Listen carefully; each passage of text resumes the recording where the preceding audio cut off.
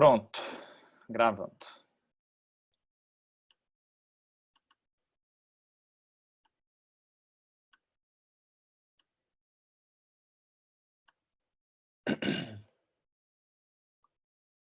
Agora sim.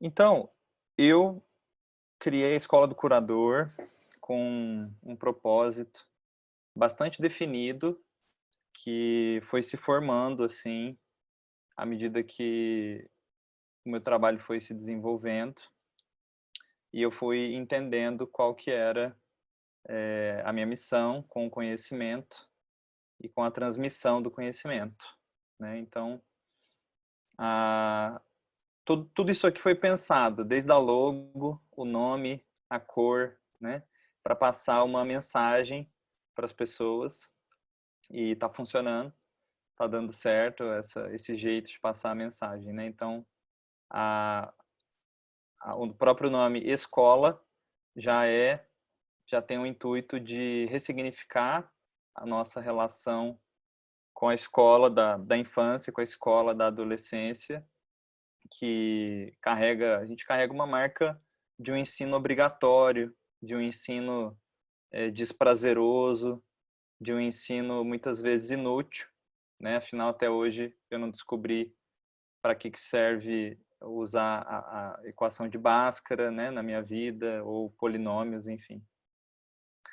E o meu desejo é poder reparar essa ferida que a gente tem em relação ao ensino, em relação à escola, e poder também recriar essa essa relação professor-aluno, resgatar essa relação e criar uma imagem saudável disso, uma imagem positiva da relação professor-aluno, onde exista prazer, onde eu possa aprender, com prazer de aprender, porque eu quero aprender, né, estar numa escola que eu escolhi estar, né, então esse é um dos propósitos do nome, né, chamar a Escola do Curador. E curador porque eu sou psicólogo, eu sou terapeuta e o meu propósito é trabalhar com a cura. Esse é um dos motivos pelos quais eu resisti a entrar no modelo online, porque é muito difícil promover a cura numa tela de computador, só conversando com as pessoas. Quem é aluno de curso presencial sabe disso, sabe o tanto que se aprofunda por meio das vivências, por meio das constelações, por meio das dinâmicas que a gente faz. Por isso que eu escolhi, então, fazer esse curso, que é um curso mais voltado para o ensino mesmo, ao invés das vivências, né. Mas, basicamente, curador é porque uma parte do propósito da escola é que as pessoas possam, desfrutar, do dom de se curar, né, do dom de se aprofundar em si mesmo, de procurar as feridas emocionais que carrega. E eu entendo que esse é o começo da jornada, é o começo da jornada espiritual, da jornada de autoconhecimento. Começa aí, começa numa busca por autocura e depois vai se desdobrando em outras coisas, né, no afloramento do propósito, no aprofundamento da expansão da consciência, que são etapas mais avançadas aí.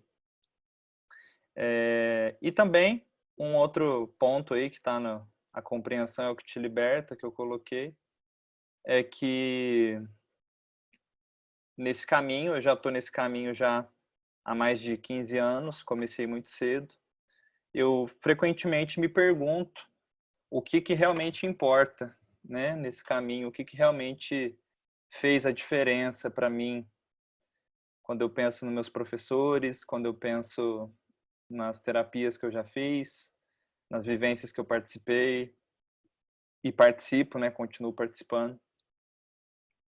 E eu vejo que o essencial é uma mudança na visão. Não adianta, nenhuma vivência tem poder por si só, porque muitas vezes você faz uma vivência e um aluno, aproveita muito e tem uma transformação, e outro não acontece nada, né? Não foi tocado, enfim. O ponto é que a vivência, a aula, a constelação, ou o que quer que seja que se usa para promover autoconhecimento, tem que gerar uma mudança na visão, porque você só evolui na medida em que a tua visão de mundo também evolui, na medida em que a sua compreensão vai aumentando e a sua consciência ela vai expandindo, né? Por isso que eu digo então que a compreensão é o que te liberta. E essa compreensão, ela para que a gente promova essa compreensão a respeito dos nossos problemas, a respeito dos conflitos que a gente vive na vida, é necessário uma expansão da consciência. E essa expansão da consciência precisa se dar por meio do conhecimento. Então, uma outra pessoa vai te dar uma outra visão, que não é uma visão nem certa nem errada em relação à sua. Ela é só um outro ponto de vista, mas que vai enriquecer o seu. Vai enriquecer o seu ponto de vista, vai complementá-lo e vai permitir que a sua visão seja diferente, que ela fique mais rica. Eu gosto de dar o exemplo dos povos que vivem na neve, no frio, e eles conseguem discriminar mais de 90 tipos de cor branca.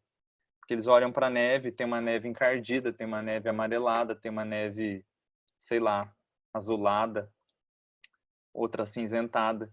E a gente, se for num lugar que tem neve, só vai olhar e falar, é neve. É neve, é branco e ponto final, né? Então, se você for lá morar com esses povos, você vai descobrir que pouco a pouco você vai poder aprender aquelas cores diferentes se você receber a visão que eles têm. E como é que você vai receber? Você vai ter que conviver com eles um tempo ali. Aí você vai estar lá um dia com ele e vai falar, não, dá uma olhada naquela neve ali, ó. Você vai ver um tom acima e um tom abaixo. Aí você fala, nossa, agora eu vi. Então aquela é a neve X, a outra é a neve Y. Aí, ok. Então conseguiu, sua consciência expandiu. Antes você só via neve, agora você vê duas neves. Aí no dia seguinte, 3, 4, daqui um dia você possa ver as 90. Eu entendo então a escola, o que eu proponho na escola do curador, como uma maneira de você ir ganhando esses níveis de visão a respeito dos fenômenos, né, da vida, representados aí pelos tons da cor da neve. Vamos lá, passando o slide. Passou o slide para vocês? Só dá um sinalzinho aqui para eu saber. Passou? Ok, então vamos seguindo. Tem um pessoal aqui que não está conseguindo entrar na aula, não sei por quê. Deixa eu só ver aqui se eu posso fazer alguma coisa.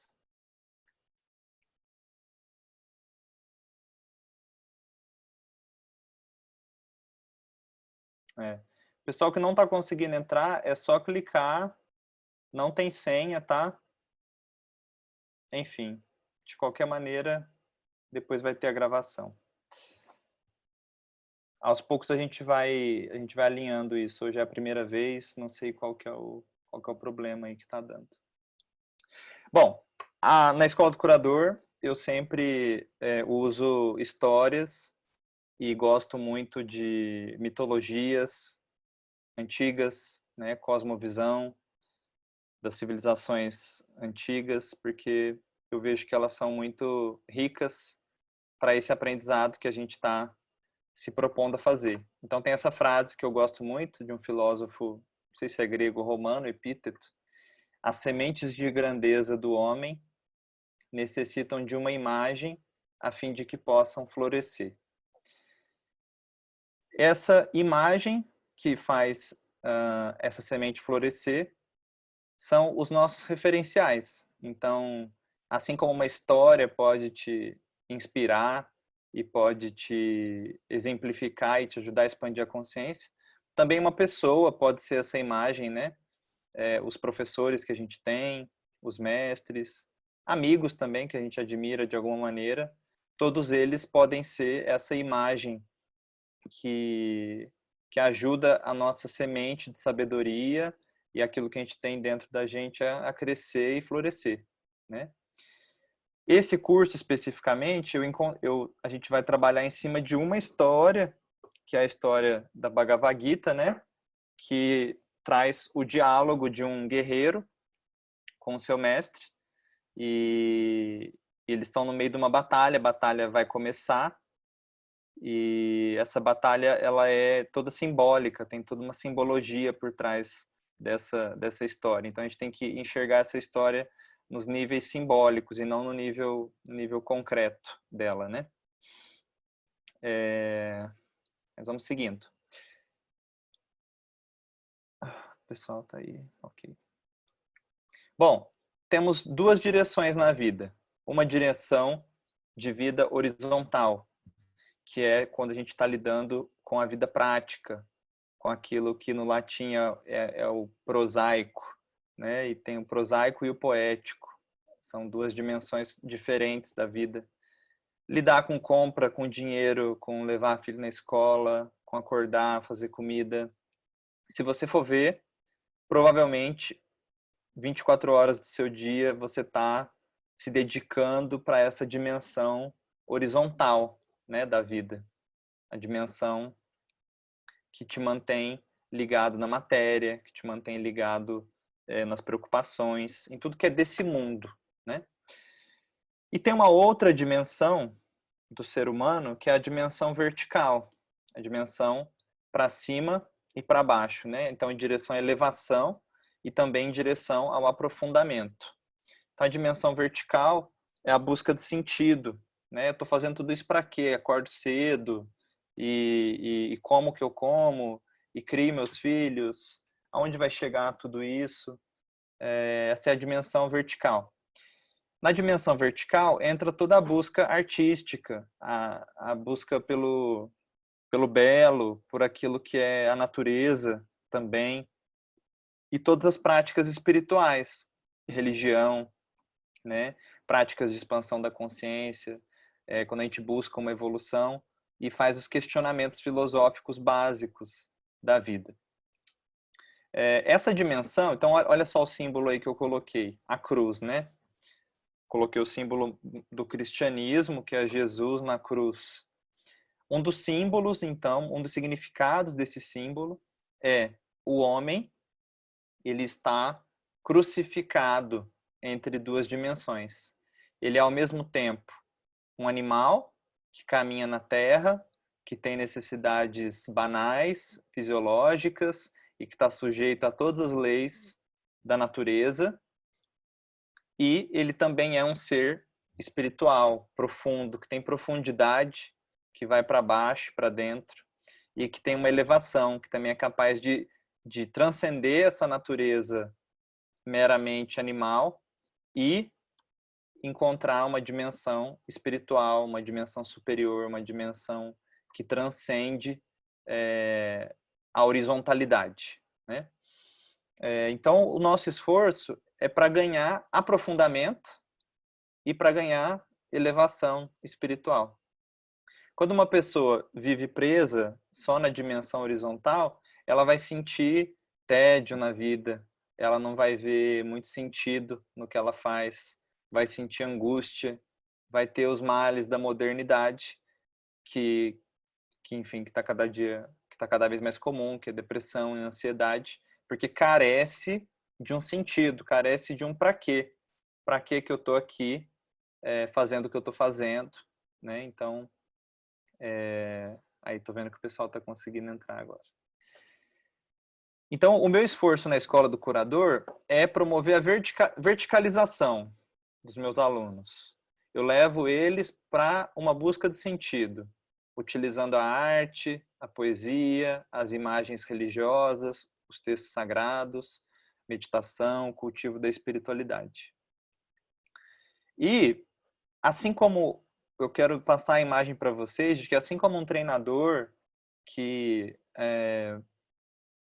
ensina uma pessoa a nadar e a ter um alto desempenho, a mesma ideia vale pro campo espiritual. Se você quer evoluir espiritualmente, você precisa dedicar tempo a isso. para pensar quanto tempo do seu dia é dedicado à verticalização.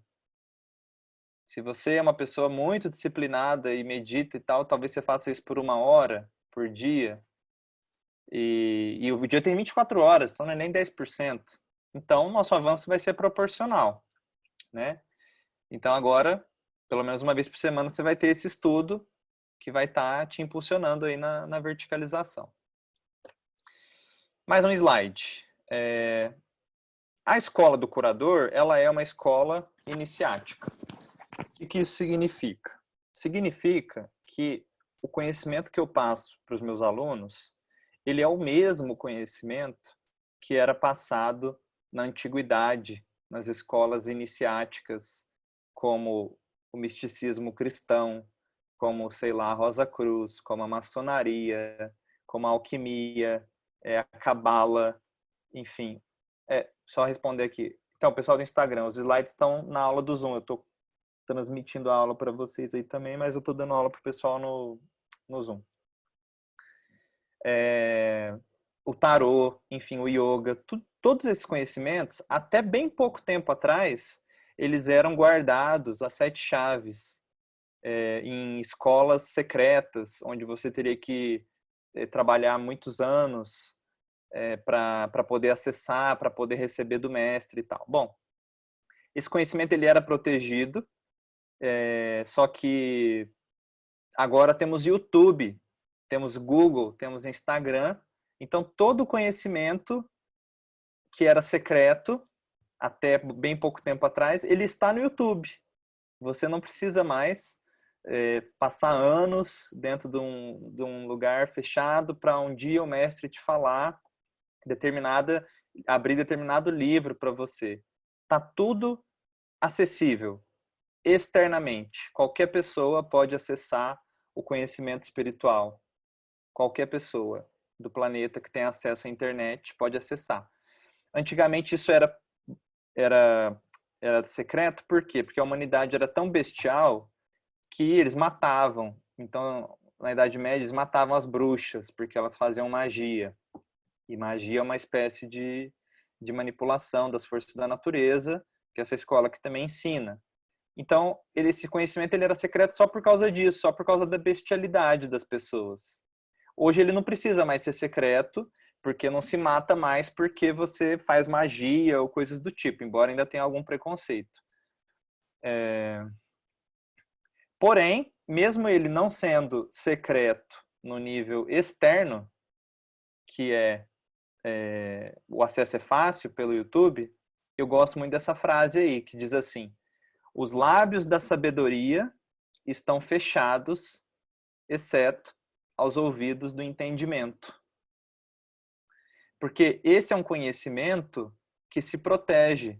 Mesmo que ele esteja exposto ao grande público, às grandes massas, ele está protegido por si mesmo. Porque quando você não tem o devido grau de consciência e você lê um conhecimento espiritual, ou você ouve uma palestra e você não está naquele nível, você ouve e aquilo não provoca nada em você, não tem um efeito que poderia ter aquele conhecimento, porque o seu nível de consciência não chega nele, né?